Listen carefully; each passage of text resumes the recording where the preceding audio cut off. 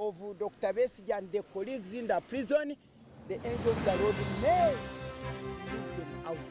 So that one doesn't surprise me that he feared. You know, he fears whatever he's doing it in fear. But what surprised me was that the Archbishop feared. This is my big surprise. And the Archbishop feared in the middle of the week, where we were celebrating last week.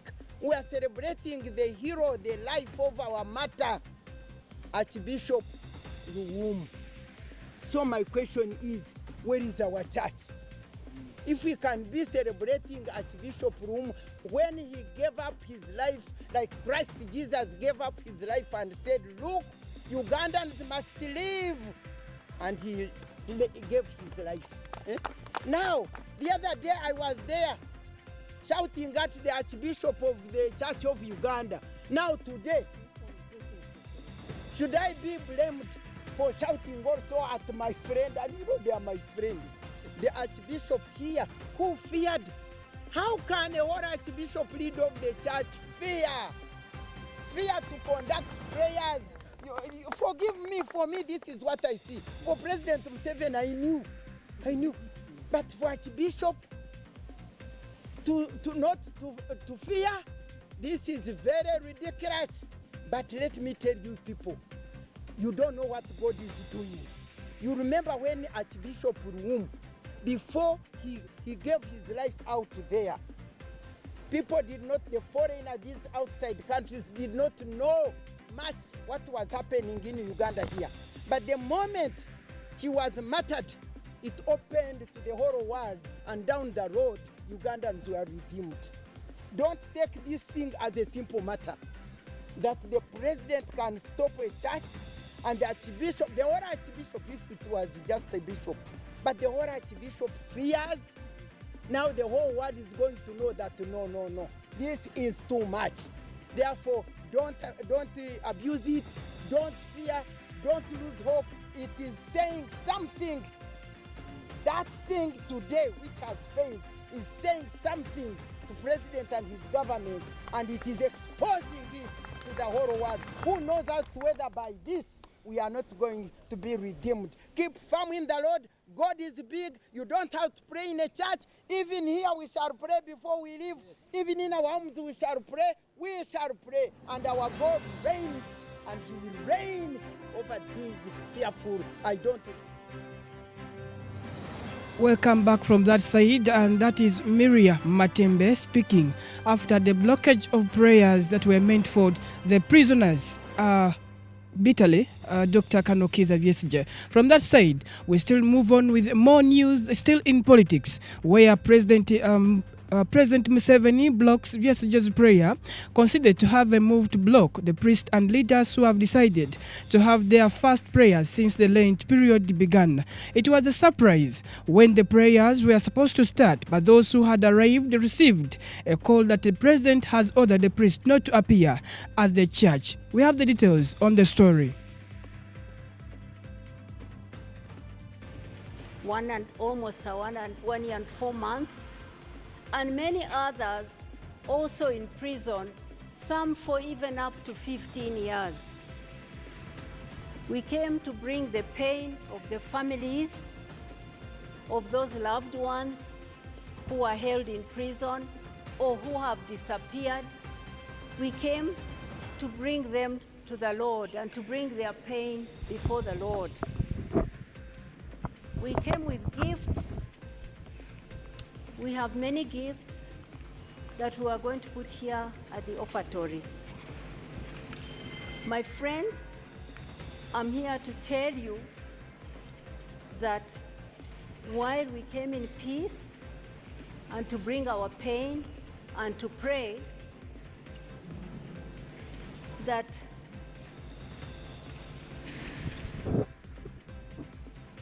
I was called here yesterday by the Archbishop, His Grace Paul Semogerere, and he told me that he had received a call from President Museveni asking him to cancel the Mass. He pleaded with him not to cancel the Mass, explained to him that this is Catholic tradition. He explained to him that we were married here, myself and my husband, in this church, and we were prayed for, and that I came to ask for prayers for him in a period of Lent, and that that's the tradition he's going to pray for a family intention. He finally relented and said, okay, postpone the Mass. I need to do an investigation because I think it is political. Postpone it for a few days. I will call you back and I will tell you what I find out. So His Grace Archbishop told me that he will wait to hear back from President Museveni after his investigation, and that then he will schedule another time for us to come and pray for Dr. Besigye and other prisoners. So we are here and unable to have the Mass that we wanted because of the order of our president. I would like that we still pray, because we came to pray silently. I ask you that. I would also like that after this prayer, some of us address a press conference and tell Ugandans what has happened. Because for the first time in many, many years, have I seen this, that the head of state interferes in the space of faith and orders that a citizen is not prayed for. Welcome back from that side of the political. Remember, Radio gives you the news, both political, economical, social. But this time around, we move to KCCA, where it has a move to scrap market vendors from the street of Kampala. KCCA mafias and thieves within the operations are shedding tears as this operation will make the end of some KCCA workers from gaining from these street vendors, as we watch the video for more details. Nnyo mikwano gyaffe abali ku mukutu nina omusuubuzi akolera mu kibuga wakati, naye embeera mwe bakolera eyungula eziga. Abasuubuzi bagamba nti aba KCC enforcement babafuula lusuku,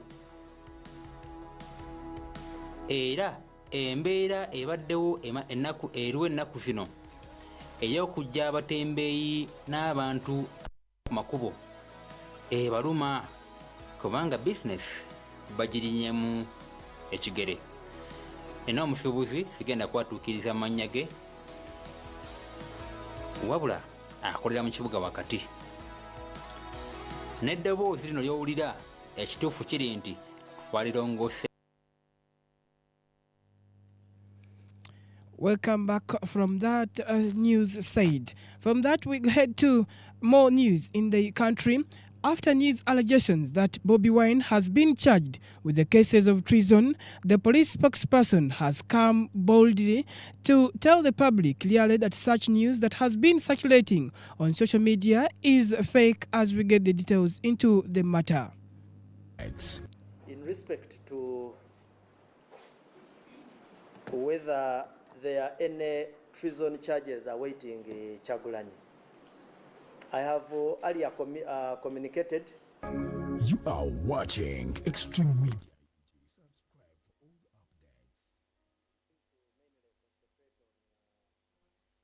The issues of security that caused a lot of public debate. You recall that some sections of society came out and raised an alarm that there are concerns over security, and particularly in areas of Kampala, the greater Kampala metropolitan. What I would like to give you as an assurance is that Uganda Police Force and other security agencies take these public concerns very seriously.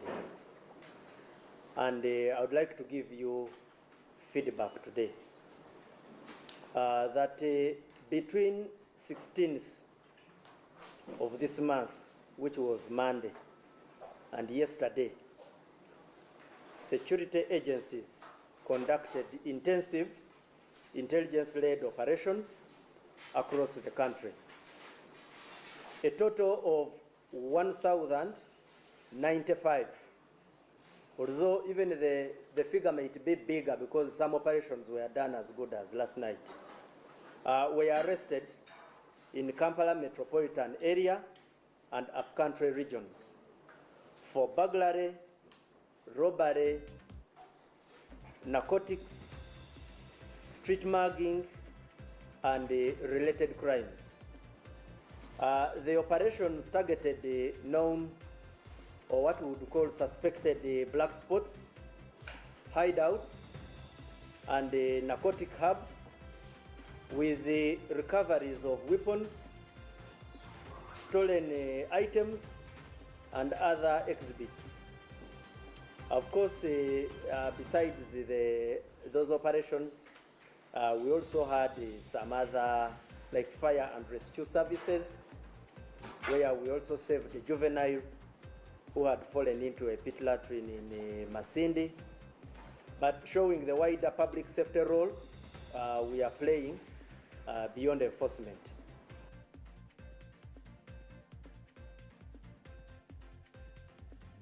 Welcome back from that news story as we head and we continue with more local news. As Radio U, we come with the latest stories of how Nsibambi betrayed the most leaders in FDC as the party.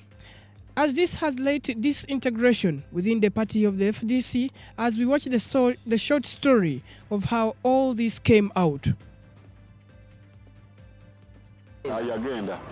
Actually, one of the biggest challenges Besigye is facing is that abantu abamwetoolodde abasinga si bakozi.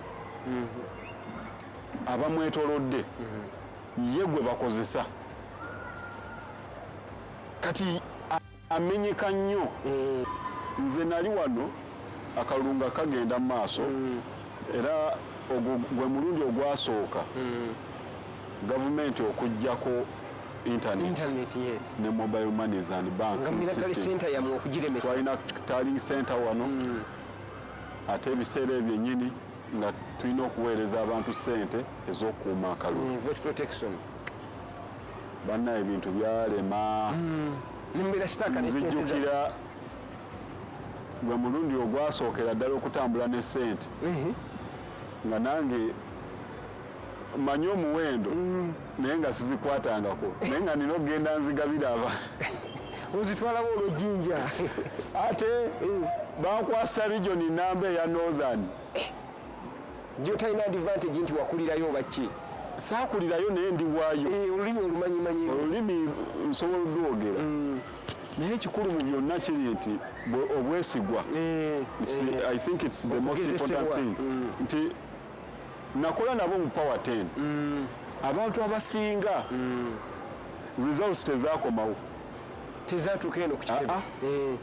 Abasinga.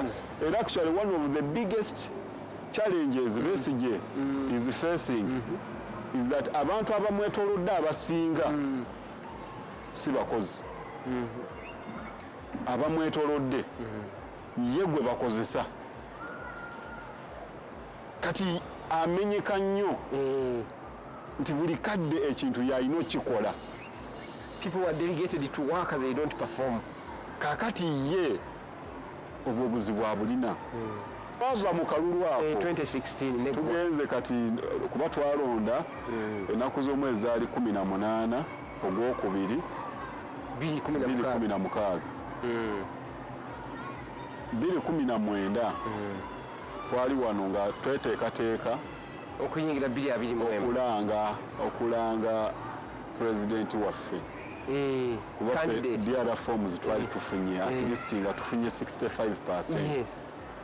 Nga tumaze ofuna ate ng'era eza north ze zaali zisingamu zizasinga okukoma zizazo nga zikoze eki zizze kuba zo zakuteekebwa ku bbaasi internet baali bagijje teeka ku bbaasi nga tuzirisivinga nga tuli bize boda nga zizidropinga wano boda ate ozikima ate otuma boda wekenyini ozekimira nodduka wano ne boda nokimacho ezo zituuse enyonyi ezajja wano nga mutaalinga muri mutali center alla enyonyi ya parkinga wano waggulu kaweesinga mwali nesooka ekola balinga abafuuyire ebiyenje basooka yali mutya gasi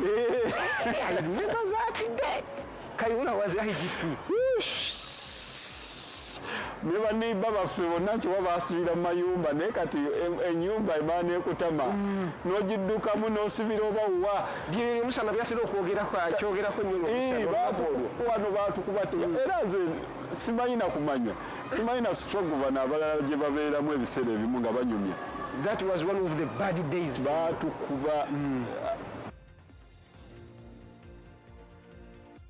Welcome back from that story of betrayal in FDC. And from the FDC side, we head to European Parliament, where, and this story comes out from saying, from Geneva Summit, His Excellency at the Party President for National Unity Platform, Bobi Wine, has been seen making way still when he jumped into the EU Parliament, where he spoke about the atrocities and how the previous elections were conducted. We have the details that are making the news.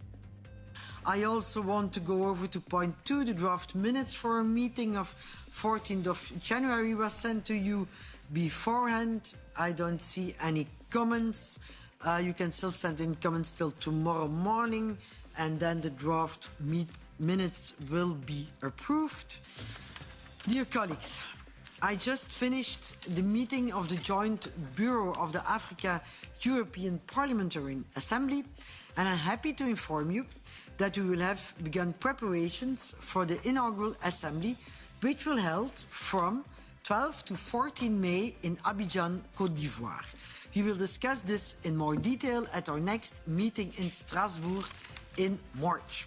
And then we now come to the political point of our agenda today, the exchange of view on the political situation in Uganda, specifically on the context of the 2026 elections and the post-electoral situation, in the presence of Mr. Robert Kyagulanyi, Bobi Wine, the leader of the National Unity Platform, main opposition party in Uganda. He is in remote connection. Then we have Dr. Sarah Birete, chairperson of the Global Network of Domestic Election Monitors and executive director of the Uganda Civic Organization Center for Constitutional Governance. She's also remotely connected. And then we have here with us Mr. Jonas Johnson, head of Division 8, that his wife and children fled Uganda for fear of their lives following the January 15 presidential election. The European Parliament resolution also mentioned very serious concerns about how the opposition has been treated in the run-up, during and after the elections. We are eager to hear an update from your side. We would also welcome some concrete ideas on the way forward for Uganda. Dear sir, you have the floor.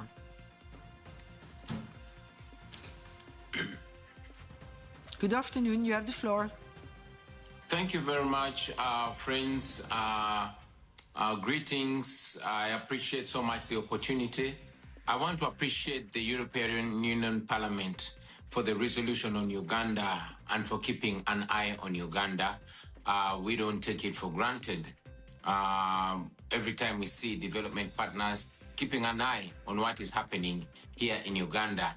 We also recognize that the EU is an important partner to Uganda, and we intend to maintain and also improve this partnership and this cooperation. We would also love to see this relationship happening between the people of Uganda and the European Union, not just General Museveni's illegitimate military regime. I'm still on the run. I'm still in hiding because of the continuing threats on my life since what happened on the 16th of January when my house was, my compound was raided and I fled my house. And also the following raid that happened on the 23rd of January where my wife was assaulted and my family members were assaulted, and the military took over my home, which the military still occupies to the present day. My home is surrounded and the military is in charge of it now. What happened on the 15th of January and the preceding days was not an election. It was a military operation, and I'm very glad that it was clearly stated during the debate in the European Union Parliament. This violence started much, much earlier. It started on nomination day, and it went through the campaign trail. And I'm glad that the resolution mentions in specifics victims like Mesa Chokero, who was shot and killed, and also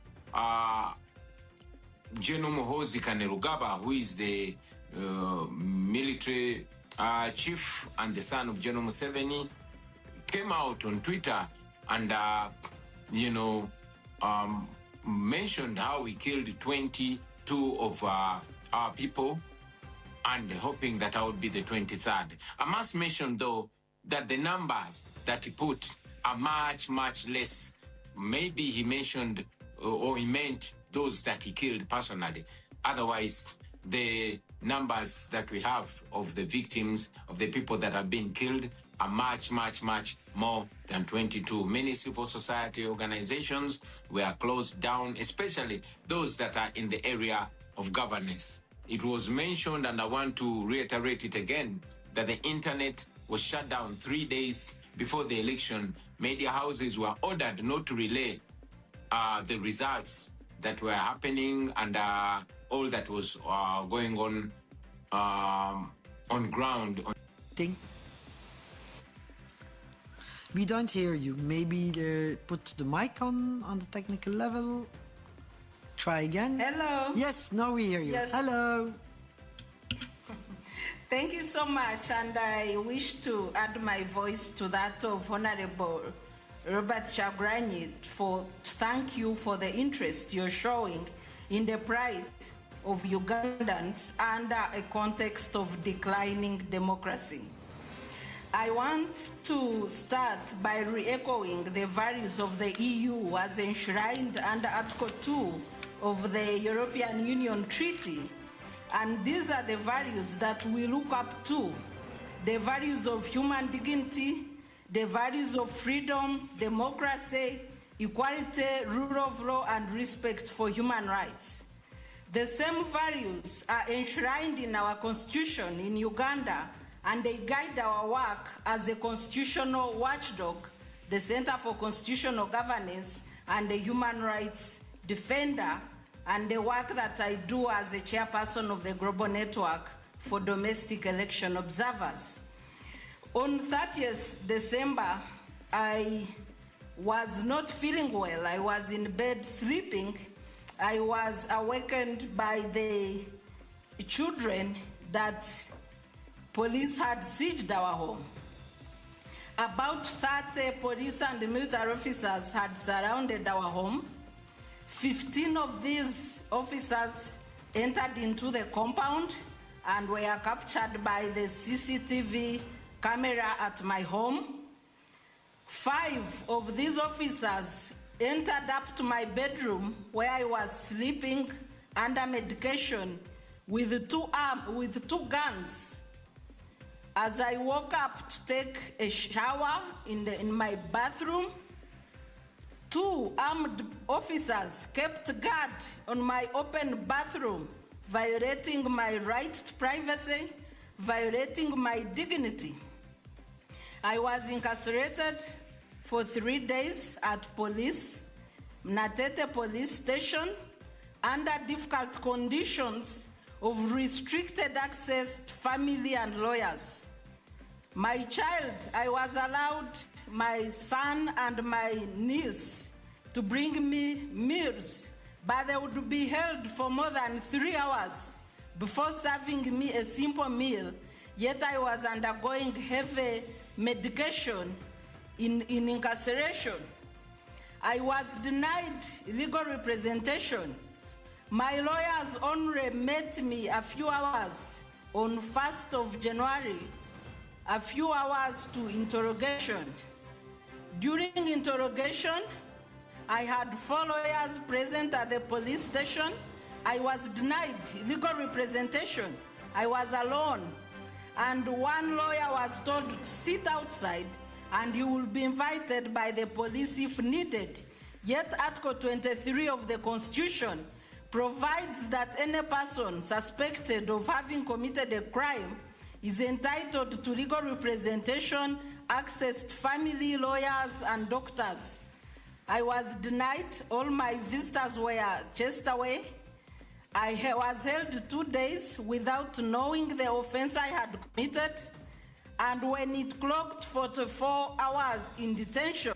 Let's see how to convert a big four. Welcome back from that side of the EU Parliament, where Bobi Wine has been speaking on the atrocities. And this comes to the end of the local news. We end with speakership in Parliament. On 22nd February 2026, Muhoozi Kainerugaba made a stunning public statement. The biggest problem in Uganda right now is corruption. This video breaks down why that single post and that immediate reactions from key political players has initiated the first storm of speculation about future of Parliament. We have the story. 22nd February 2026 post and replies on 22nd February 2026 at 7:21 p.m. Muhoozi Kainerugaba posted public. As speaker and hold the other positions you're asking me about, I shall consult Mzee and get back to you. The biggest problem in Uganda right now is corruption. That's the enemy that needs to be defeated.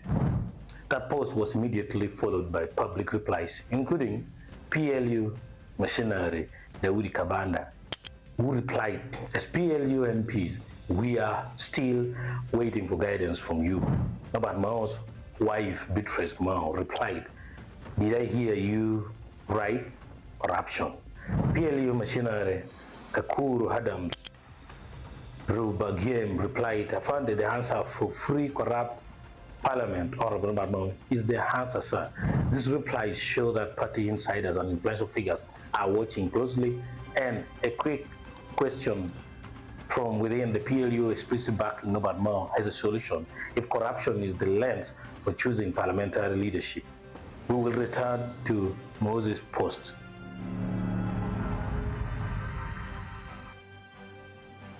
Those are stories that are making the news, and with this latest news, local ends the end of our local news. We go for a commercial break. Return back with international news and sports news.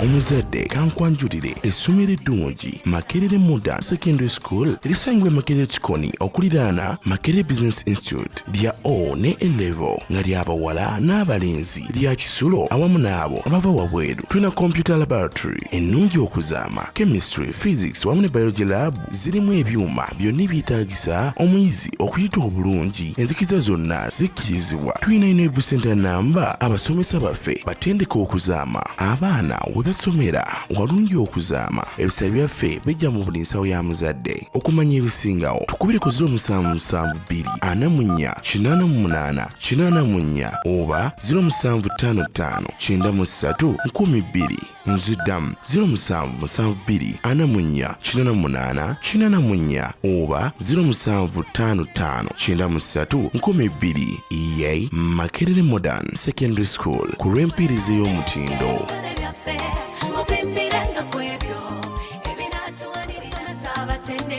What basic principles point out the true way? See if the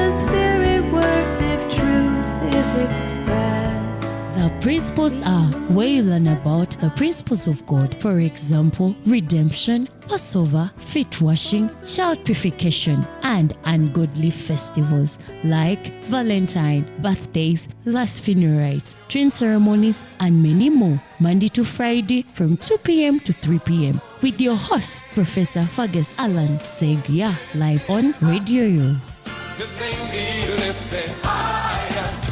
I have a very biggie God.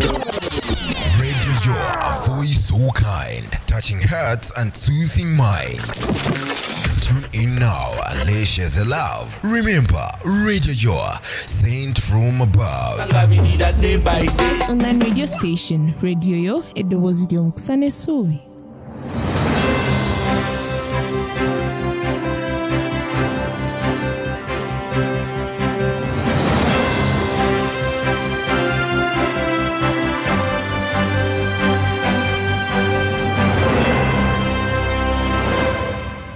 Welcome back from the commercial break, and from the commercial break I promised to go with international news, and with international we go direct to Burundi, DRC, where trade and hope return to Uvira after the border reopens. Closed for more than 2 months, the border between the Democratic Republic of Congo and Burundi reopened this Monday, February 23rd, ending a period of isolation and uncertainty for thousands of residents. We have the details making the news.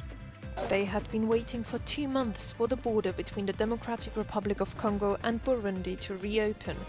Burundi had ordered its closure after the takeover of Uvira by the M23 rebels. But on Monday at dawn, hundreds of traders and families were finally able to cross the border again.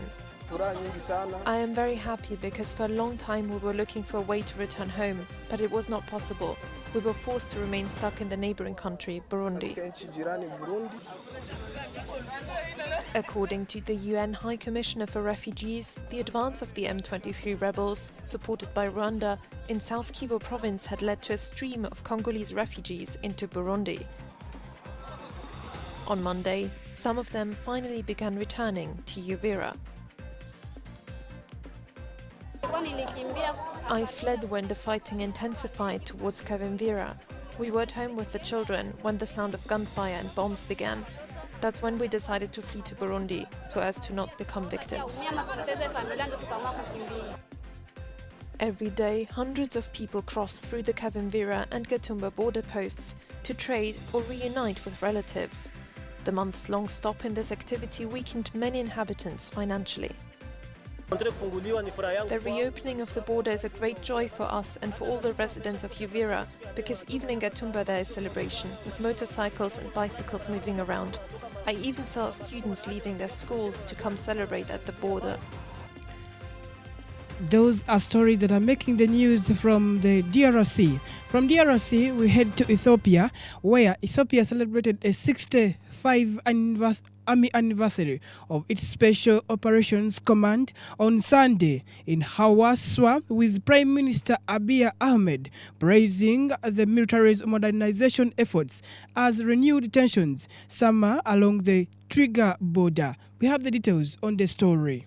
5th anniversary of its Special Operations Command on Sunday, a milestone celebration held against the backdrop of renewed tensions along the Tigray border. Prime Minister Abiy Ahmed attended the event at Hawassa International Stadium, praising the unit's historic role in safeguarding national sovereignty. The celebrations featured precision military drills, tactical demonstrations, and an integrated waterborne exercise showcasing airborne and commando capabilities. Adding cultural significance, Sidama community elders performed the traditional Ketela ceremony, a symbol of honor and unity. The anniversary comes 3 years after the end of the civil war in Tigray, which saw federal forces battle regional fighters between 2020 and 2022. Those are the stories that are making the news in Ethiopia. From Ethiopia, we return to Nigeria, a world of promised bloodshed every day. Remember, we have the stories that are making Nigeria that the Nigerian government paid Boko Haram militants a huge ransoms of millions of dollars to free up 230 children and the staff and staff the jihadists abducted from a Catholic school in November, an FAP investigation that was carried out. We have the details on the story. Children kidnapped in November. This is the conclusion of a new investigation by the press agency AFP, published on Monday. 230 children and staff were kidnapped last November from St. Mary's boarding school in central Niger State. Initially, Boko Haram was not thought to be behind this kidnapping, but sources told AFP one of its most feared commanders was behind the mass abduction, a notorious jihadist known as Sadiku. Government officials deny that they paid any ransom money to the jihadist group. They instead emphasized that the school children were freed after 2 weeks of negotiations. But sources told AFP that the government may have paid as much as 40 million naira per head, around $7 million in total. Another source put the figure lower at 2 billion naira overall.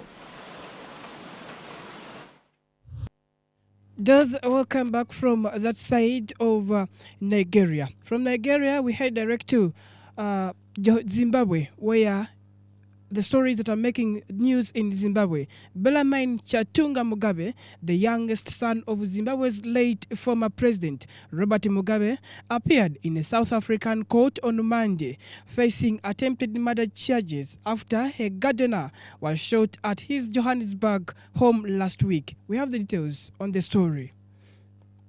President Robert Mugabe was arraigned in a South African court on Monday, facing attempted murder charges. 29-year-old Bellarmine Chatunga Mugabe and his co-accused 33-year-old Tobias Mugabe Matonodze appeared in the Alexandra Magistrates Court. They faced 2 additional charges: unlawful possession of firearm and defeating the ends of justice after the gun used in last Thursday's shooting at Mugabe's Johannesburg home has not been found.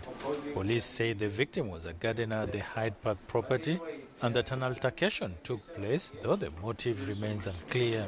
The pair will return to court on March 3rd for a formal bail application. Bellarmine Chatunga.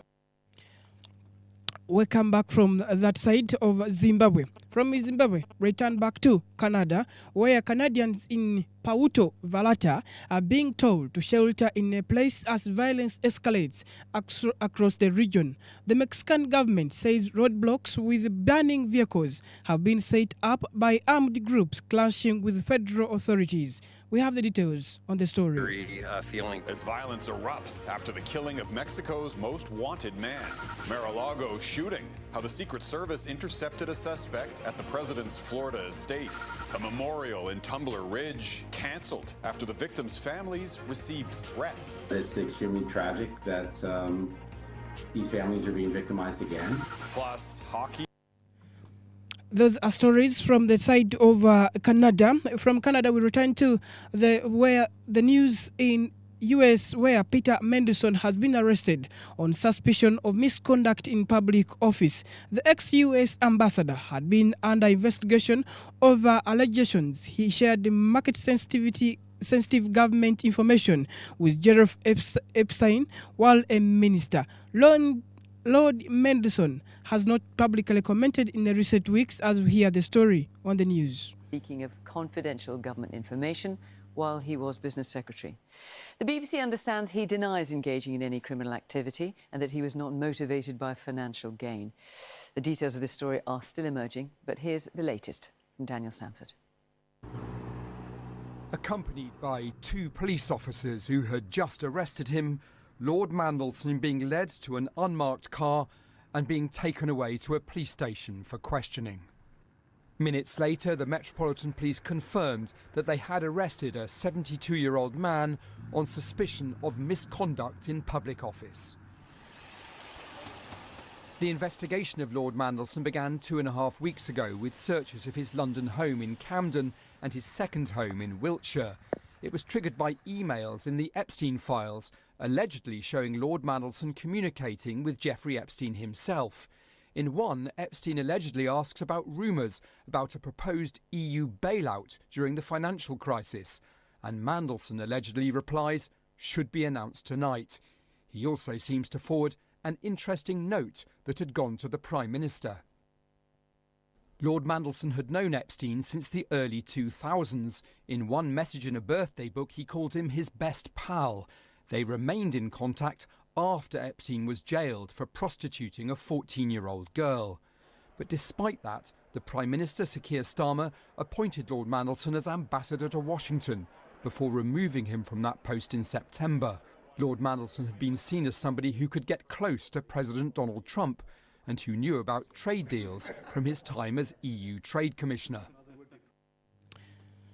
Welcome back from that side of the story, and we end with artificial intelligence, where more research on the threats of artificial intelligence needs to be done urgently. The boss of Google DeepMind has told BBC News in an exclusive interview at the AI Impact Summit in Delhi. We have the details on the story. And of course, there's all the amazing benefits that we work towards, like better healthcare, better drugs, helping with climate change and energy. I think all of these things are actually on the cusp of happening. But there's two main worries. I think one is bad actors repurposing these technologies for harmful ends. And then the second worry is a more technical risk, which is as these AI systems get more powerful, more autonomous, maybe entering the agentic era, how do we make sure we can build robust enough guardrails to keep them doing what we want them to do? And how can we do that? Do we know? I think there's still an open research question, and I think more research needs to be done urgently. But I believe I'm a big believer in human ingenuity. I think there are many ways I think it could work, but we need to make sure it does work. Dear listeners of Radio Yo, here makes the end of the international and local news. We return with sports news.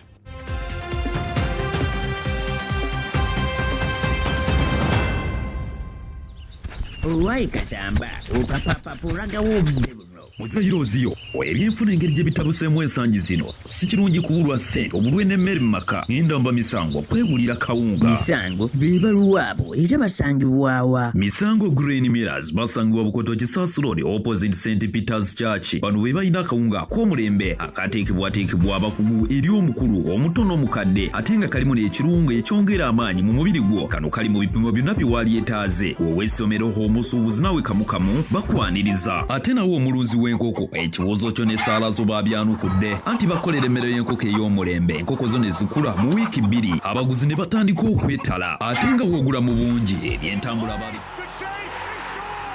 kaddeka bya mizannyo kampiira wano ku Zen FM Radio Yo eddoboozi omukisa n'essuubi ne Shafe. Welcome back from that commercial break, and here on Radio together with Zeno FM we had two local sports, and we begin with Oscar Ntambi and Nikel Shakaina have completed a key test session in Kenya as they set up preparations for the Safari Rally Kenya in Naivasha. Uganda rally driver Oscar Ntambi traveled to Kenya over the weekend to conduct a crucial test session as preparations accelerate for the upcoming Safari Rally Kenya scheduled for March 12 to 15th in Naivasha. Still in more sports news, local sports news, Chitara FC have unveiled their 3 new players who they hope will propel them to a first ever Ugandan Premier League title. Ugandan footballer club Chitara FC has officially unveiled 3 new players, including a high-profile striker, Shaban Mohammed, as it strengthens its squad for a serious challenge for the Uganda Premier League title. The club presented Shaban Mohammed, Living Kabone, and Edison Agodes from the Bohema Saints at a recent event. Still, as we move on with the sports news, here we presented rugby. Kakira's growing pains continue with defeat to a Buffaloes. The Simbas had earlier points opportunity, but John Echero squared the penalty barely 3 minutes into the game. 12 minutes later, Ronald Ogwang went over with Yasin Waswa over converting the try. As we end with sports local news, Avengers Nile Rapids shares polls in interview. Both the Avengers and Nile Rapids coming off convincing wins, the match on Saturday could have gone either way. The clouds blazed with Sambaga, and this only made for a fist affair. Even before kickoff, the strikes were already high. This game will be a repeat of the 23rd, 24th Ugandan Cup final that the Nile Rapids won with the player of the game performance. And here we end with how the table is standing. SC Vida is in the 60. Is having 16 wins, 9 draws, 4 lose, having 57 points. Whereas in the second position we have Vipers SC having 16 wins, 8 draws, 5 lose, having 56 points. In the third position, we have Bull FC with having 16 wins, 8 draw, 5 lose, 56 points. In the first position, we have Chitara FC having 16 wins, 16 draws, 6 draws, 7 lose, 54 points. With this, we beg you to continue subscribing to our channel for more latest sport news as we head to international news. In international news, super sub Benjamin Sesako fires Manchester United to win at Everton. Benjamin Sesako came off the bench to fire Manchester United up to 4th in the Premier League with a 1-0 win at Everton to extend Michael Carrick's unbeaten start in the charge of the Red Devils. Sesako is yet to start in the Carrick's 6 games but has hit top from since. In still international news, UEFA suspends Benfica's Gianluca Prestinia after allegedly racist abuse. UEFA on Monday suspended midfielder Gianluca Prestinia from Benfica's Champions League playoff second leg against Real Madrid this week after he was accused of racistly abusing Vinicius Junior. UEFA's disciplinary body who are still investigating the matter on the story. And as we continue with more sports news local, we come with the table, how the table is standing. And in the first position, they have Arsenal with 28 points, 18 wins, 7 draws, 3 losses, coming up with a goal difference of 39, which is a positive, having 61 points. In the second position, we have Manchester City, having 27 matches played, 17 wins, 5 draws, 5 losses, 31 goal difference, having a positive, coming out with 56 points. In the third position, we have Aston Villa, having 27 matches played, 15 wins, 6 draws, 6 losses, having a 10 positive, coming out with 51 points. In the fourth position, we have Manchester United, having 27 matches played, 13 wins, 9 draws, 5 losses, having 11 positive and coming out with 48 points. We end with the fifth position where Chelsea is having 27 matches played, having 12 wins, 9 draws, 6 losses, 17 plus, coming out with 45 points. Dear listeners, with this marks the end of the international news, local news and the sports. I've been Wandela Brian, your news anchor. We meet again on Saturday. Thank you.